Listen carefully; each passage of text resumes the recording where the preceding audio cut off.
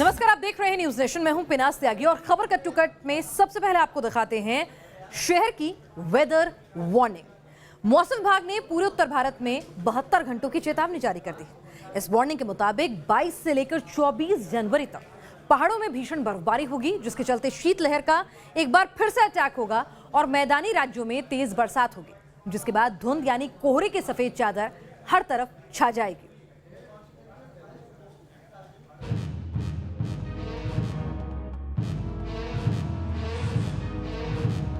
सन्न कर देने वाली सर्द मौत,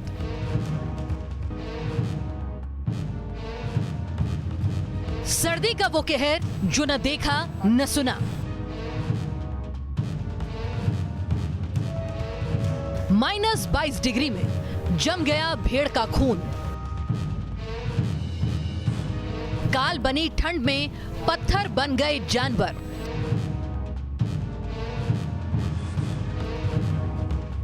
कुदरत के कहर की ये दिल दहला देने वाली तस्वीर है कजाकिस्तान की, जहां इतनी सर्दी पड़ी है कि खुले आसमान के नीचे जो निकला वो मौत के ताबूत में बंद हो गया। चाहे वो साइबेरियन गोट हो या फिर हस्की डॉग, इन बेजुबानों को पता भी नहीं था कि जिस रास्ते पर वो चले वहां सन्न कर मारने वाली कोल्ड डेथ उनका इंतजार कर रही है।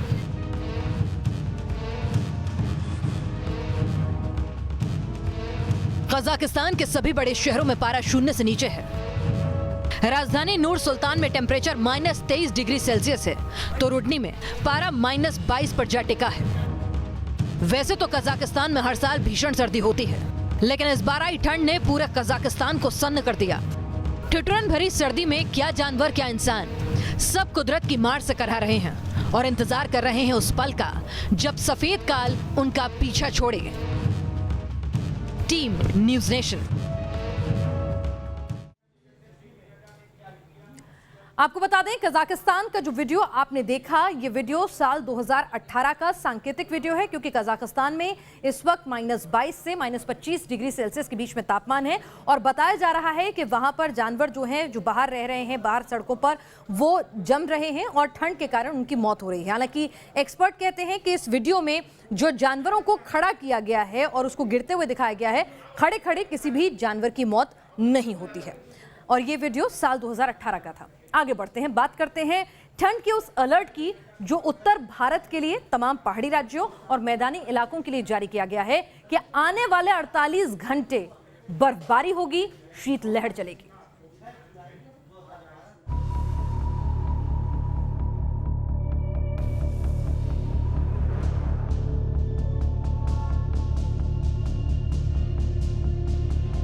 हर तस्वीर में छिपी है एक वार्निंग ये कि अगले 48 घंटे उत्तर भारत पर बर्फ और बारिश का कहर बरपाएंगे। ठंड का कहर जारी, बढ़ जाएगी बर्फबारी।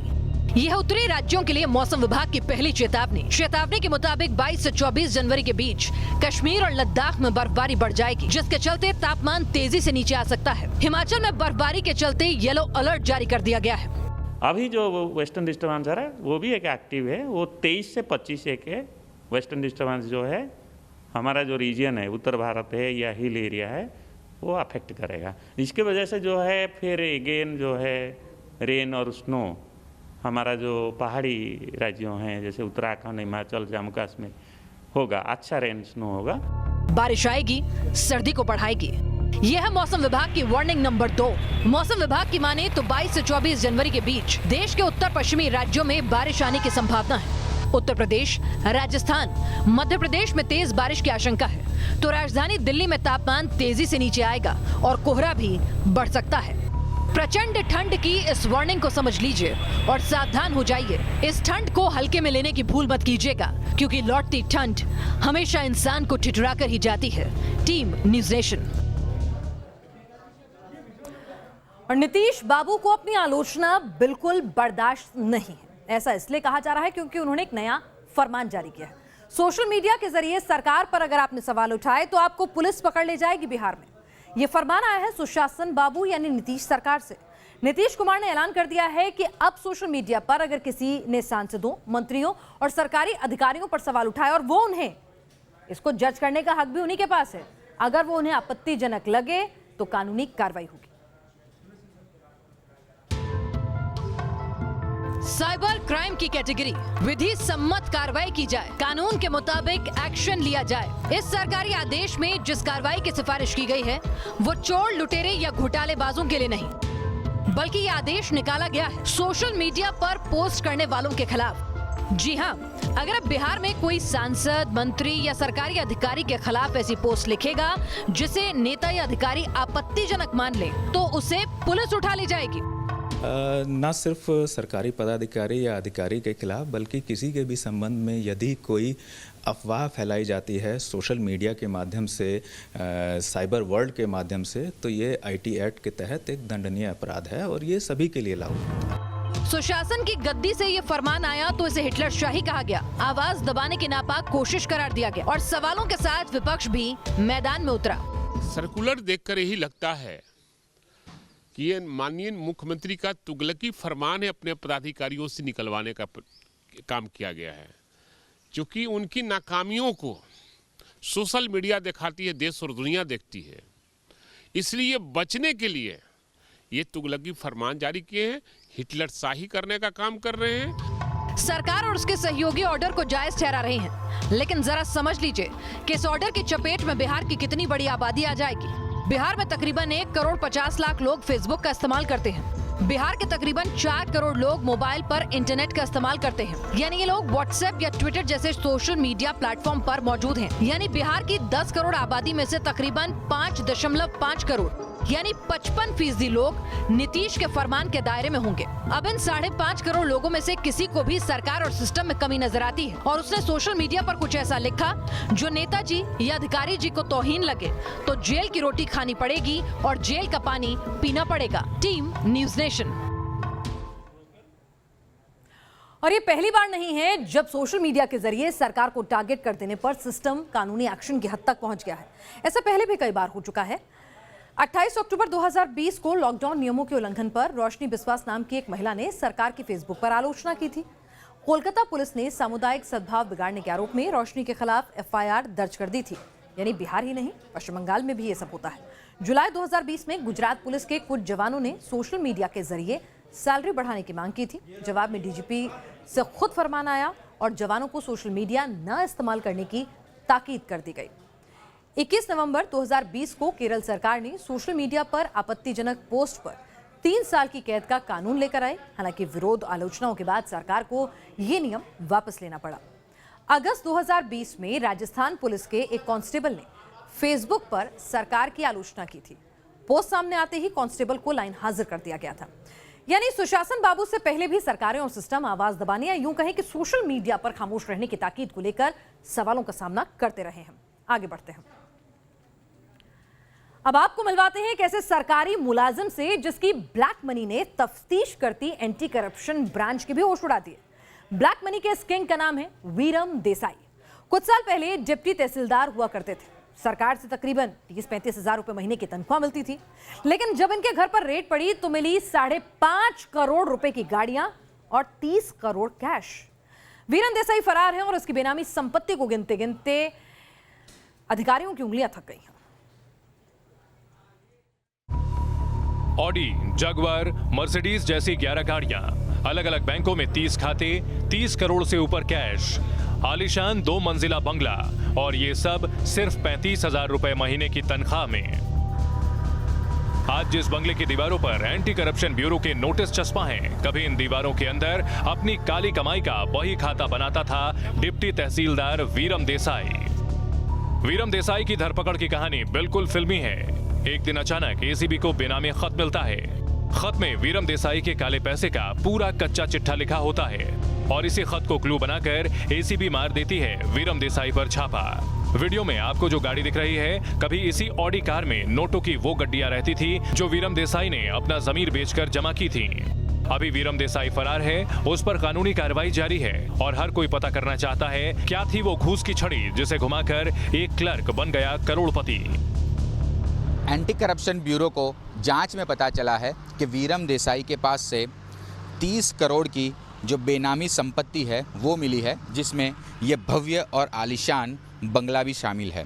एंटी करप्शन ब्यूरो का कहना है कि उन्हें जांच में पता चला है कि वीरम देसाई जो है वो तहसीलदार के रूप में जब रिटायर हुआ और जब वो नौकरी पे था तब उसने कई सारे लोगों को पैसे लेकर डिपार्टमेंट में नौकरियां भी दिलवाई है। गांधीनगर से हितल खत्री के साथ पूराव पटेल, न्यूज़ नेशन।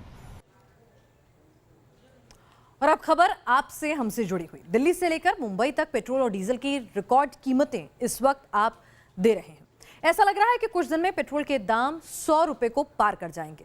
ऐसे में लोगों के जहन में उठ रहा है एक सवाल कि जब अंतर्राष्ट्रीय बाजार में पेट्रोल के दाम घट रहे हैं या उतनी दर से नहीं बढ़ रहे हैं, तो फिर आपको और हमें पेट्रोल की भारी कीमत क्यों चुकानी पड़ रही है?